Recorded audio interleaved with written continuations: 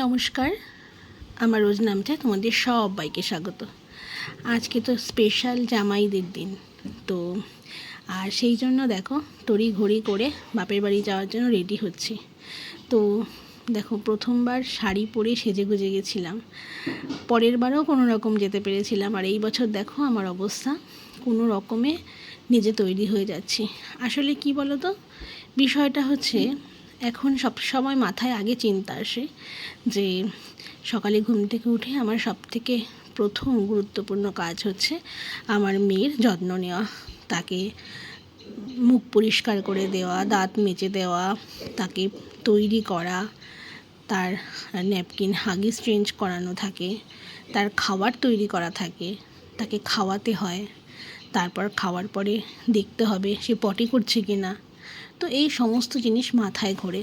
আর তারপরে তো রয়েছে আরও আনুষাঙ্গিক কাজ। আর এখন যেহেতু মেয়ে আস্তে আস্তে গুড়গুড় করে করে বেড়াচ্ছে বাড়ির চতুর্দিকে, তাই নজরটা আরও দ্বিগুণ বেড়ে গেছে। মানে আমাদের বাড়িতে 4 জন মেম্বার, 4 জনের 8টা চোখ, সেই 8টা চোখে আমার মেয়েকে তদারকি করে আমরা হিমশিম খেয়ে যাই, এমন অবস্থা হয়েছে।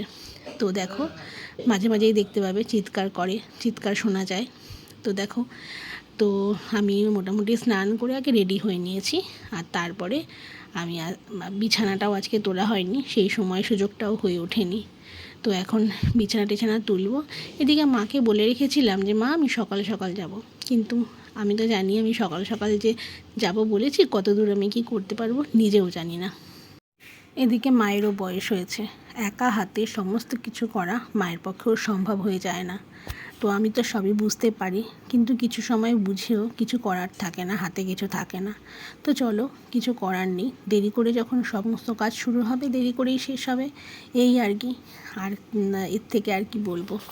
তো মোটামুটি রেডি হয়ে গেলাম। তারপরে কিছু জামা কাপড় ছিল, এগুলো যদি পরে থাকে পরেই থাকবে। তারপরে আবার বিকালবেলা আবার যেতে হবে ডিউটিতে। তোমরা তো সবাই জানো আমার ক্যাফেতে ডিউটি থাকে। তো সেক্ষেত্রে এই অকেশনের দিনগুলোতে না, মানে এই প্রতিষ্ঠানগুলোতে মানে ব্যবসার দিন আর কি। তো এখানে সেই দায়িত্বটাও পালন করতে হবে, যেতে হবে। এই জন্য মানে বিশেষ করে এই দিনগুলোতে, স্পেশাল দিনগুলোতে আমাদের ছুটি থাকে না, ছুটি নিতে পারি না। তো বাপের বাড়ি গিয়ে সমস্ত কিছু করে খাওয়া দাওয়া কমপ্লিট করে আবার ডিউটিও ধরতে হবে। তো এই দেখো বাপের বাড়িতে চলেও আসলাম, আর মা সমস্ত কিছু জোগাড় যন্ত্র করে রেখেছিল, গুছিয়ে সাজিয়ে দিতে হবে আমাকে। বিয়ের আগেও যখন কোনো অনুষ্ঠান হতো বাড়িতে, সে ভাইফোঁটাই বলো আর যে কোনো অনুষ্ঠানই বলো, কোনো অতিথি আপ্যায়নই বলো, সমস্ত কিছু গুছিয়ে আমাকেই দিতে হতো। তো এখনও তাই, জামাই ষষ্ঠী, জামাই আসছে, মা সমস্ত অ্যারেঞ্জ করে রেখেছে, কিন্তু সাজিয়ে গুছিয়ে আমাকে দিতে হবে। জামাই তো বসে পড়লো, আর আমি এক কাণ্ড করে ফেলেছি। আমি ক্যামেরাটাকে এমনভাবে রেখেছি, আমি জানি সবাই আমরা ক্যামেরার ফ্রেমেই আছি, কিন্তু দেখো একমাত্র জামাই আছে আর আমরা বাদ। আমি ওর পাশেই বসেছিলাম, কিন্তু আমিও বাদ চলে গেছি। মা দেখো পাখার হাওয়া করছে, আশীর্বাদ পর্বটা ছাড়বে, আর মাঝখান থেকে আমরা বাদ হয়ে গেলাম। আর আমাদের সোমনাথ তো আম খেতে বরাবরই ভালোবাসে। তো ও এবার বুঝে উঠে পাচ্ছে না যে কোনটা দিয়ে শুরু করব। কারণ ও সত্যি কথা বলতে আমও এতটাই ভালো খায় যে যাই থাকুক না কেন আম কিন্তু ও সব শেষে খায়। আমি দেখে এসেছি বাড়িতে এরকমই করে।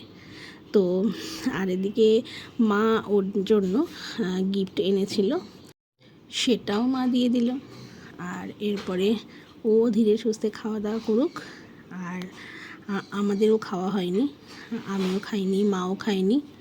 মাকে আমাকে দুজনকেই খেতে হবে। তো আমি তো ওটস খাবো, আর মা মনে হয় রুটি খাবে।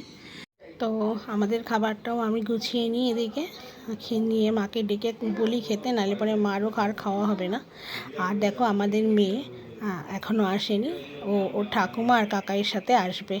মানে আমার শাশুড়ি মা 12টা 12:30টার দিকে আসবে, তো তখন নিয়ে আসবে। কারণ মেয়েকে যদি এখানে নিয়ে আসা হতো না, তাহলে পরে মানে ওর পেছনে আমাকে বা মাকে থাকতেই হতো, তাই কাজটা আরও ডিলে হয়ে যেত, মানে হতো না।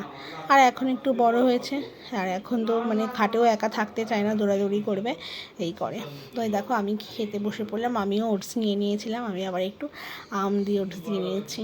আর পেছনে দেখো মা বসে আছে, মা রুটি দিয়ে আম দিয়ে আর একটু মিষ্টি দিয়ে খাচ্ছে। আর তারপরেই তো শুরু হবে দুপুরের তোড়জোড়। তো দুপুরবেলা যা যা রান্না বান্না হবে সেইগুলো কাটা বাছা করতে হবে। তো মোটামুটি প্রথম পর্বটা তো শেষ হোক, তারপরে দ্বিতীয় পর্ব শুরু করব। তারপরে আবার আমার মেয়ের রান্নাও করতে হবে। আর দেখো আমি মনের আনন্দে দেখো আমের আটি খাচ্ছি।